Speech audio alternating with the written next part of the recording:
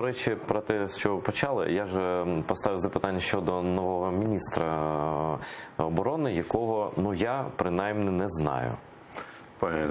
Пане Деро, я теж не знайомий, але я довіряю тим людям, які, скажімо, дають йому адекватну оцінку.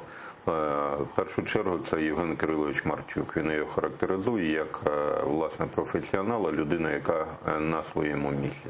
Не довіряти Євгену Кириловичу в мене немає, скажімо, підстав. Це для мене авторитет. А давайте подивимося, дамо людині, власне, певний термін часу, щоб зрозуміти, що, власне, відбувається. Чи дійсно він займає своє місце по праву, чи це, політичне призначення. Але, повертаючись до ситуації на фронті, власне, те, що відбувається, пане Едер, і останніх подій в Мінську, я ще раз підкреслюю, і, власне, пане міністр, і, може, і пані Ірина нас чують досі, можливість відкриття КПВВ в Золотому і одночасно КПВВ в місті Щастя, це відповідно сценарій, власне, Москви. Я ще раз підкреслю, під загрозою захоплення безпосередньо Збройних сил Російської Федерації опиняється критична інфраструктура, це Луганська ТЕЦ. Відповідно, є можливість прориву танкового угрупування російських військ, які зосереджені в 5 кілометрах від можливого місця відкриття КПВВ, безпосередньо на територію контрольованої ЗСУ. Там міст, який витримує проходження танкової колони, ба більше того, ставиться під удар фактично промисловий потенціал контрольованих територій Луганської області. Це Сєвєродонецьк, Рубіжне, Лисичанськ. Тому, пані Ірино, пані міністр, будь ласка, станьте на заваді цих планів щодо відкриття КПВВ в місті Щастя. Якщо це відбудеться, це і буде реалізація московського сценарію. На жаль, воно покаже, що Україна шляхом малих поступок йде, власне, до втрати своєї суб'єктності. І я не готовий до подібних сценаріїв.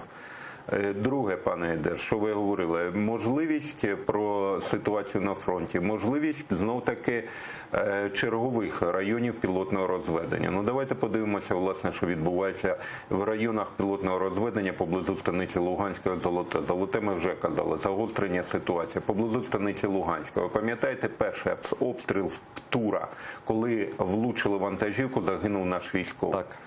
Це район пілотного розведення. Звідки там взялася розвідувальна диверсійна група? Це перший момент. Це знов-таки підступна тактика Кремля тиснути на нас військовим компонентом, щоб змусити, власне, виконувати нашу політичну частину. І ж, власне, закінчуючи тему військово-політичної ситуації на фронті, я хотів би сказати, що наразі змінилася сама стратегія ведення війни. Йдеться про використання птурів, себто полювання за нашими тиловими об'єктами, перекриття, власне, тилових комунікацій, і активізація так званих снайперських двійок. На тому тижні відбулося, власне, випуск чергової хвилі так званих школ снайперів, які, до речі, розташовані не на території Російської Федерації. Як би сказати, тренуються. Тренуються, абсолютно точно. Єдине, в чому я хотів би сказати і передати привіт ГУР, все ж таки школи снайперів знаходяться на території анексованих районів Луганської і Донецьких областей, не на території Російської Федерації.